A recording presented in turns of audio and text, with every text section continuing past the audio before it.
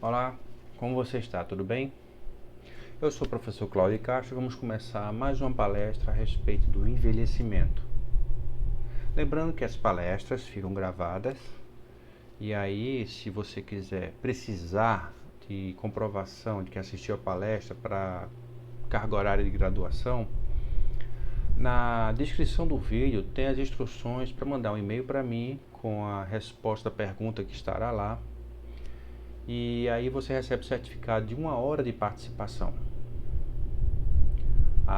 Serão várias palestras e você pode assistir quantas quiser e obviamente terá o certificado de uma de cada, obviamente. Mas bem, hoje eu quero falar a respeito da ansiedade que atormenta o idoso. Muitas vezes as pessoas pensam que a ansiedade é coisa de jovem. O que é que eu vou ser quando eu crescer, quando eu me formar, se eu vou arrumar emprego, se eu vou constituir família, se eu vou arrumar alguém para casar, se eu vou... Essas angústias e ansiedade realmente pertencem ao jovem, à pessoa mais jovem. Mas, de fato, também pertence às pessoas mais velhas. A diferença é que a pessoa mais velha aprende a lidar com essa angústia e trabalhar o seu medo, digamos assim. E de certa forma disfarçar. Mas quais são as angústias de uma pessoa mais velha? Bom, todos sabemos que são as leis naturais da vida: nascer, crescer, se multiplicar, se reproduzir e morrer. Uma pessoa mais velha, caso não tenha se reproduzido, mas já cresceu. Então, para uma pessoa que passou de 50, 60, 70 anos, significa que está mais próximo de deixar essa vida. E como nós, por mais que tenhamos uma fé, vamos falar do Brasil, que é um país de maioria cristã, mesmo assim as pessoas ficam temerosas. O que é que me aguarda? Realmente existe um céu, um inferno, reencarnação? A vida simplesmente acaba? Então essas dúvidas e incertezas fazem com que as pessoas tenham medo de deixar. E aí é que tem um problema. Essas coisas atormentam, digamos assim. Esse é o grande porém.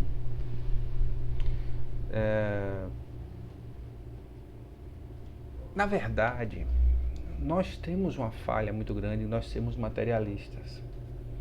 E muitas vezes a pessoa não quer deixar aquilo que conquistou.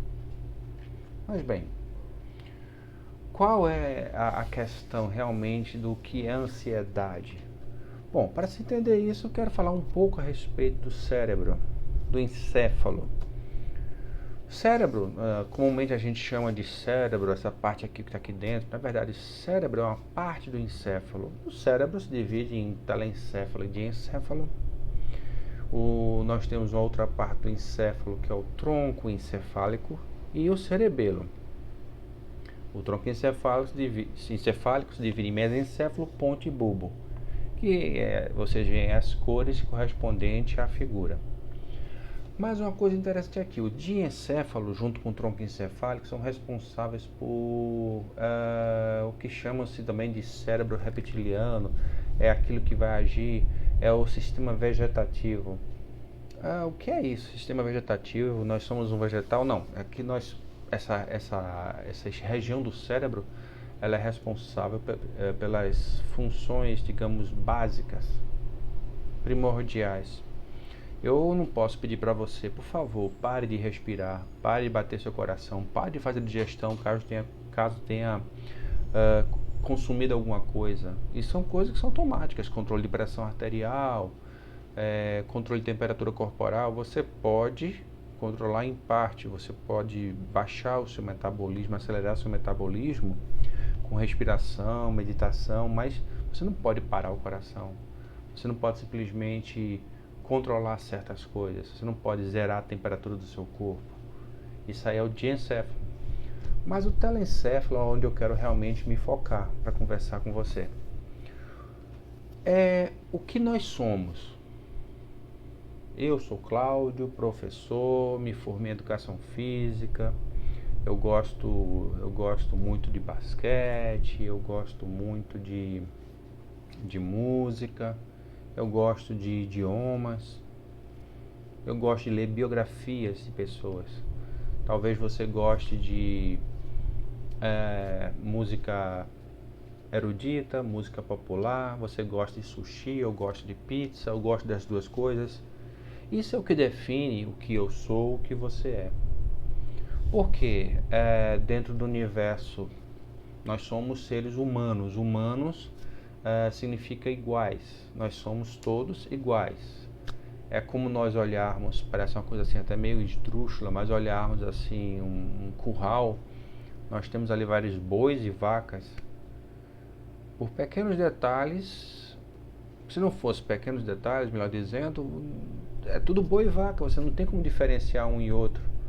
Só se observar um pouco mais. Aí você vai ver pequenas diferenças. Esse aqui é malhado, esse aqui é marrom, esse aqui é preto, esse aqui é branco. Mas o que é que cada um tem de personalidade? Isso é o que define realmente quem você é, quem eu sou. Por mais que sejamos parecidos em uma série de aspectos, existem pequenas diferenças que vão fazer com que Cláudio seja Cláudio e você seja você. E aí, quem vai controlar isso, que os psicólogos chamam isso aí é a psique, é quem você é justamente o telencéfalo. E, digamos assim, a origem de todos os problemas, entre aspas, em relação à ansiedade, começam justamente aí. Não é tão simples como se parece. Antigamente se achava que os problemas relacionados à ansiedade era só a questão de pense positivo, e não é só isso. E ali dentro do cérebro, dentro do encéfalo, nós temos o córtex pré-frontal. É nele que eu quero focar nessa nossa conversa. O córtex pré-frontal, como já diz o nome, fica na parte da frente, frontal, diferente de outras partes, mas o que importa é essa parte aí. Essa é a parte responsável por planejamento de comportamento. Eu não estou falando de processo de ansiedade, também, mas é a questão do comportamento no sentido como eu vou me comportar na escola, na faculdade, onde eu estou aprendendo alguma coisa, onde eu vou me comportar com minha família, onde eu vou me comportar, como é que eu vou me comportar na praia. Eu não posso chegar num funeral de sunga tomando cerveja, com óculos de sol e bronzeador. Também não vou, não é de bom grado eu chegar na praia de terno e gravata. Esse tipo de comportamento é justamente desenvolvido, montado, moldado pelo córtex frontal.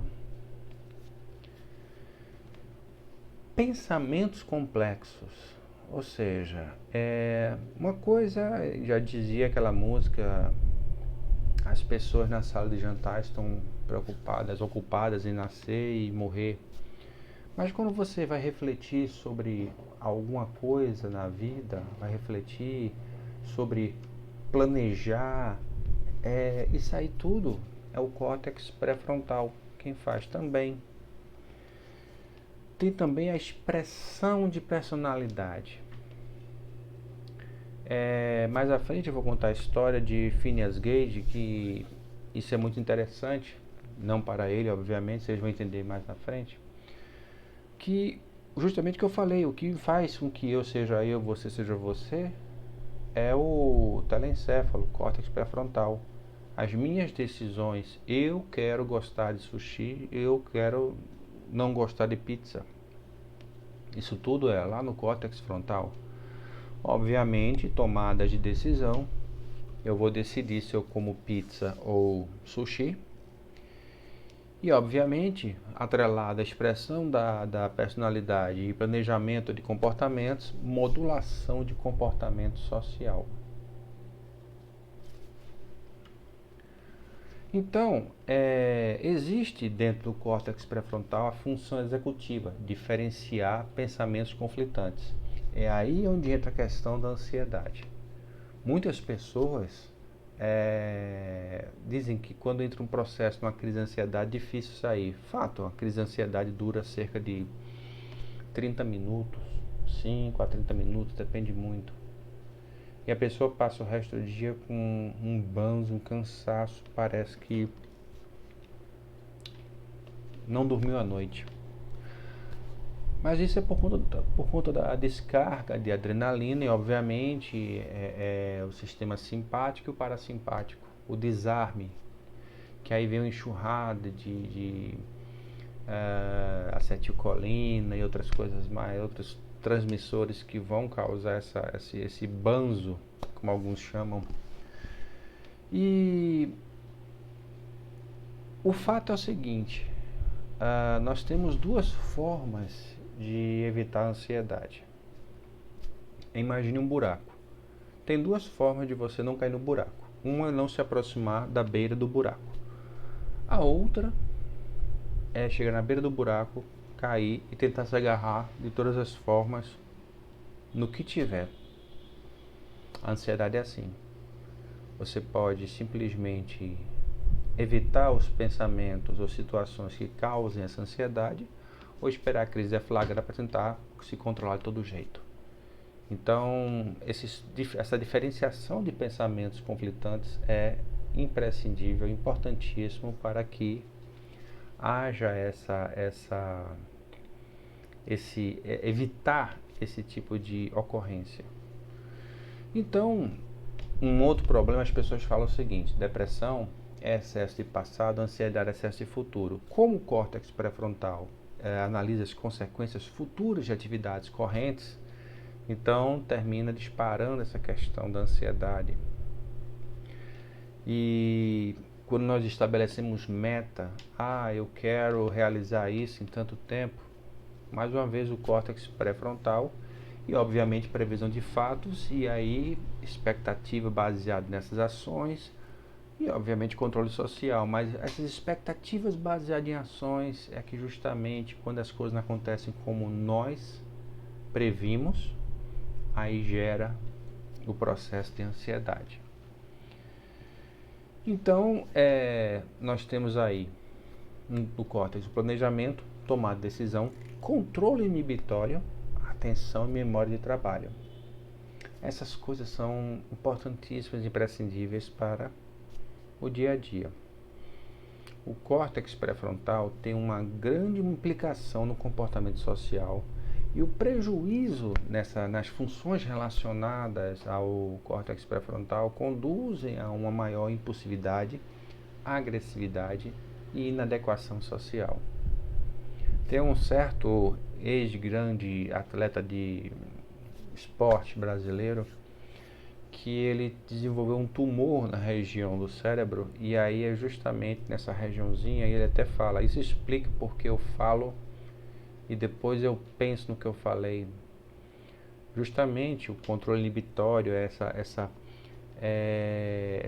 impulsividade aumentada vem justamente desse tumor que ele desenvolveu, pelo menos é o que ele diz.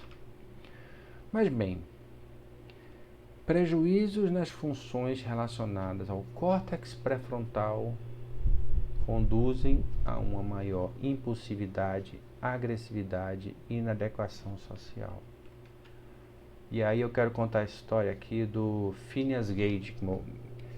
O Phineas Gage, ele era um trabalhador dedicado, honesto, esforçado, responsável, que simplesmente numa atividade rotineira da sua função, ele estava justamente mexendo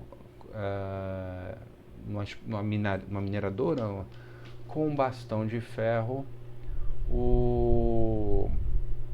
a pólvora que deu atrito e explodiu, disparou.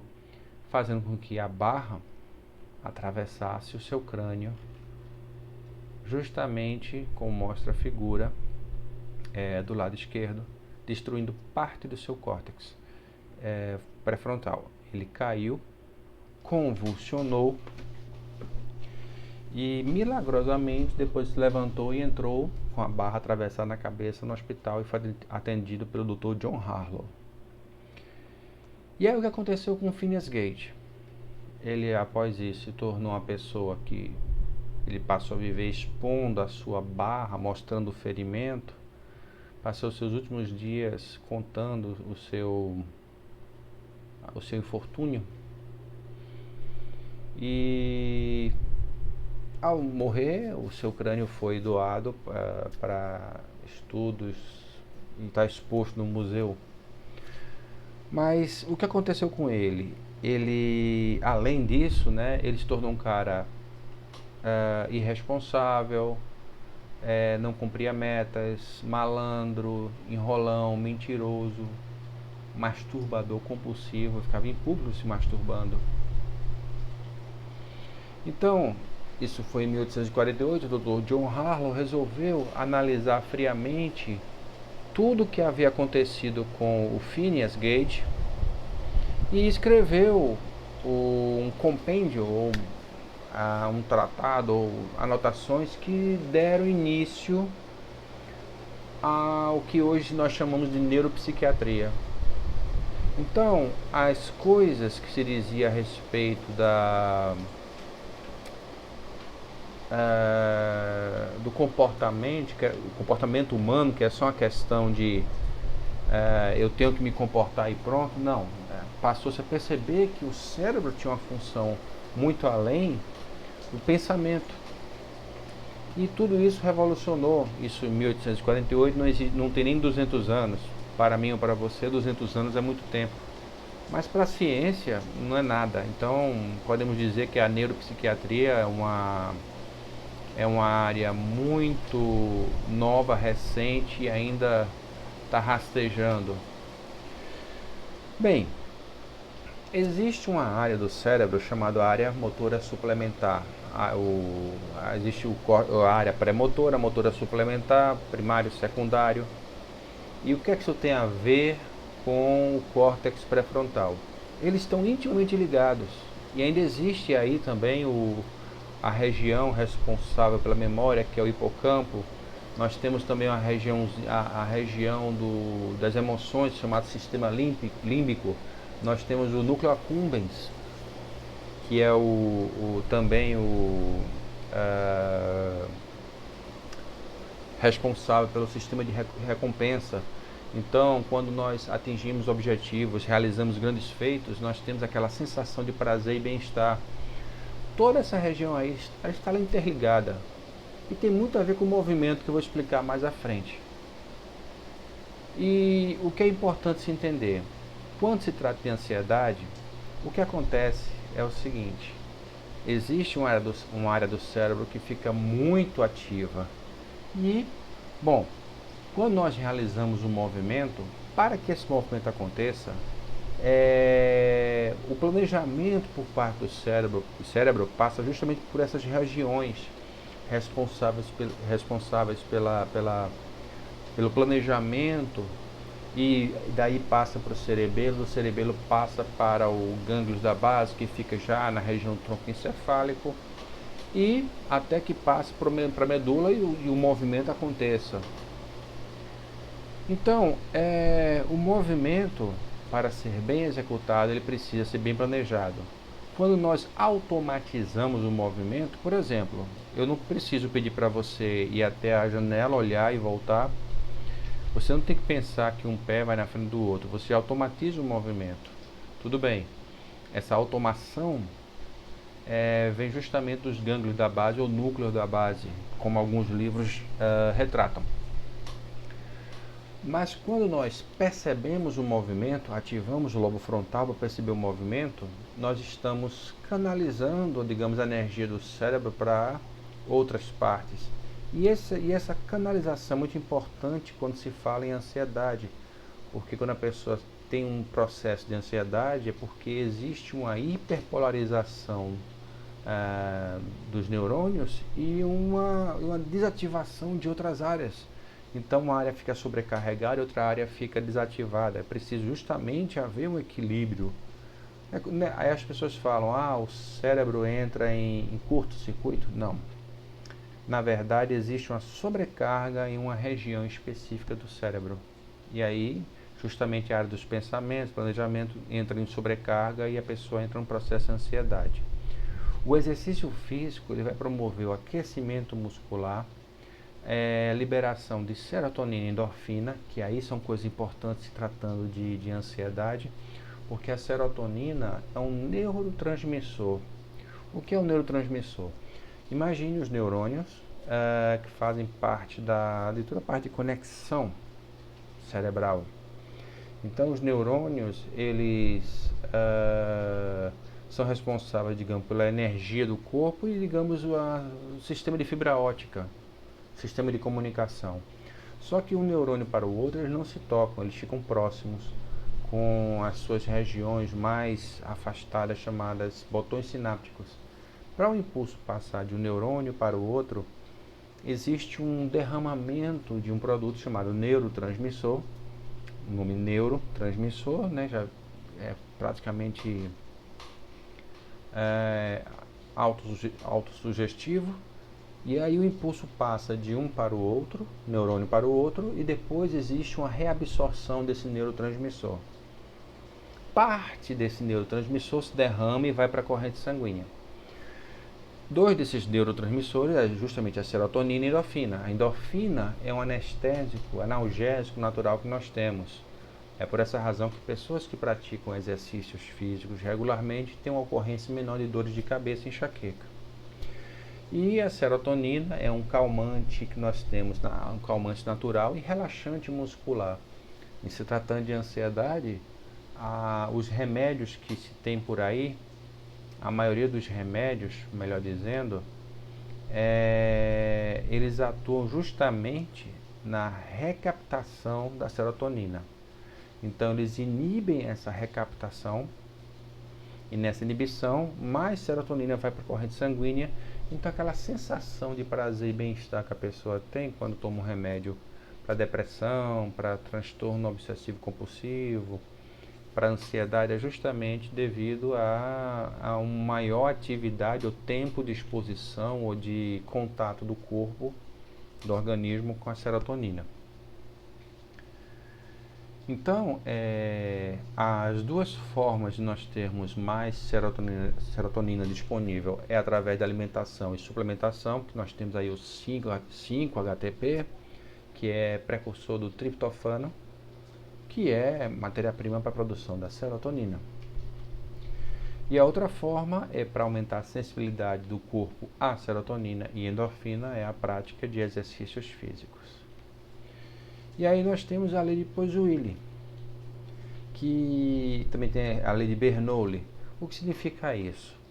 Quando nós praticamos exercícios físicos, a tendência da nossa pressão é baixar. Quando a pessoa está num processo de ansiedade, a pessoa tende a ter um aumento da pressão arterial.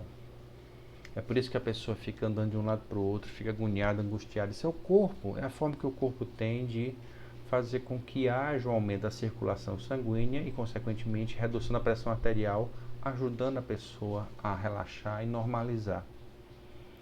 Então, se uma pessoa no processo de ansiedade ela tem necessidade de sair correndo, andando, para se acalmar, aí a pergunta é, por que as pessoas então não praticam exercícios constantemente, regularmente, para poder se acalmar de forma antecipada, além, obviamente, de controlar os pensamentos que levam a esse tipo de situação. Então, veja, a ansiedade é caracterizada por agitação interior, muitas vezes acompanhada de comportamento nervoso. É um sentimento desagradável de terror por eventos antecipados, córtex pré-frontal.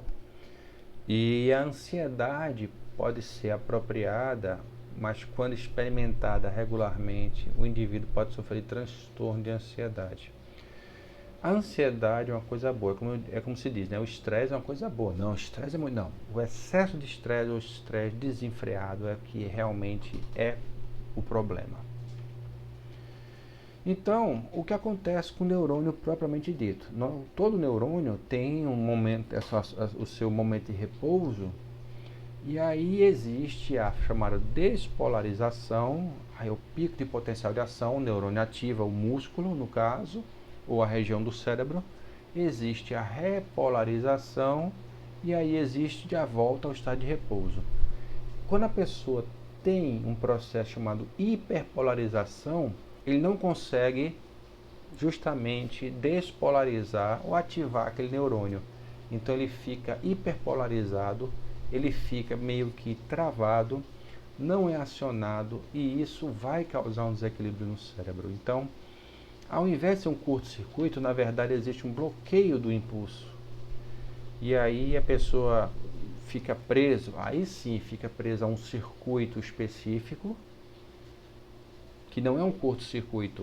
O problema é justamente porque esse circuito específico não tem vazão para outras áreas, e a pessoa leva uma sobrecarga nessa região de pensamentos, levando a um processo de uma síndrome ou crise ou transtorno de ansiedade, que é mais difícil de controlar. Aí a pessoa entra nesse processo de caminhar, de se agitar, vem o choro, vem uma sensação, uma série de sensações como calor, calor na nuca, frio no estômago, tremor, e tudo isso passa após algum tempo, geralmente meia hora, mas a pessoa ainda fica meio perturbada por aquele fenômeno ocorrido. Então, nesse outro gráfico é a melhor explicação. A ideia é que o potencial de repouso, após a repolarização, a voltagem volta ao potencial de repouso. A hiperpolarização vai justamente sobrecarregar uma área específica, levando a esse processo de sobrecarga e desgaste no cérebro. E aí existe uma queima de calorias desnecessárias que leva a pessoa a uma exaustão. Durante a ansiedade, o exercício vai provocar, de acordo com os neurotransmissores, como eu expliquei, ele fará com que, primeiro, na hora que eu estou pensando no exercício, não é simplesmente automatizando o movimento. Eu vou andar, vamos andar sentindo o chão embaixo dos pés. Vou fazer alguns exercícios de força, perceba o movimento. Eu estou empurrando o peso, estou puxando o peso, eu estou fazendo a flexão, a extensão, a abdução, a adução. Tudo isso é importante que se perceba. Primeiro ponto. Segundo, obviamente, liberação de endorfinas e serotonina. E terceiro,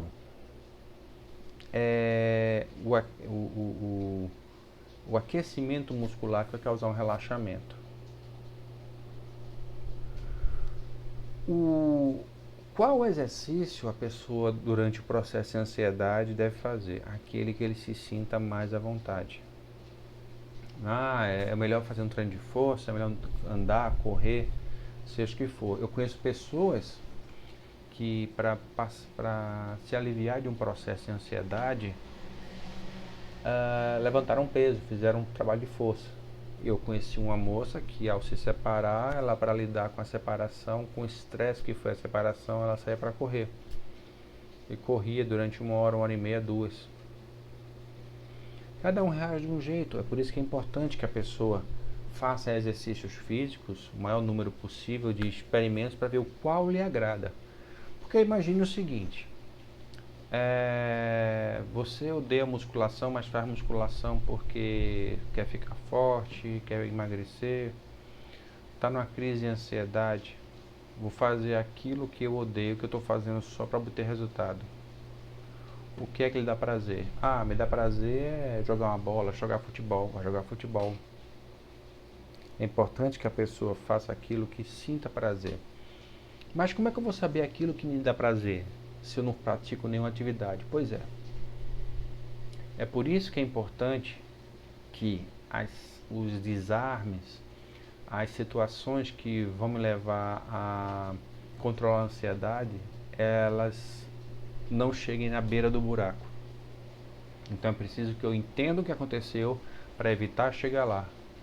Porque toda vez que eu chegar na beira do buraco, provavelmente eu vou cair.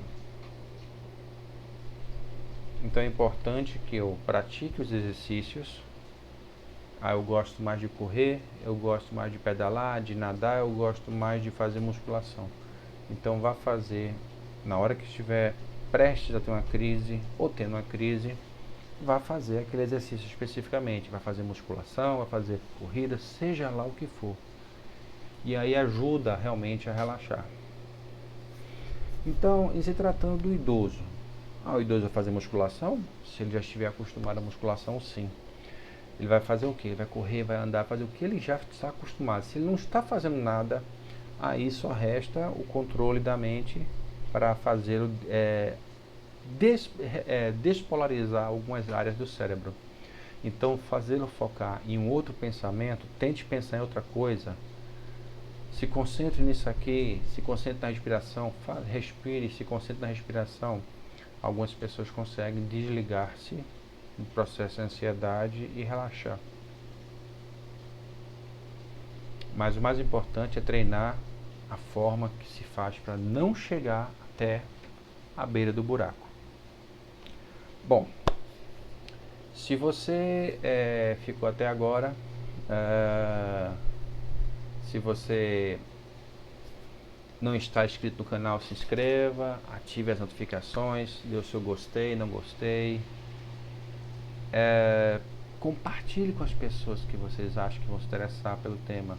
Lembrando que essa palestra fica gravada e quem tiver precisar de comprovação de atividade complementar para a faculdade ou carga horária complementar, segue as instruções que estão aqui na descrição do vídeo e aí você manda um e-mail para mim com a resposta da pergunta que estará lá para receber o certificado de participação de 1 hora.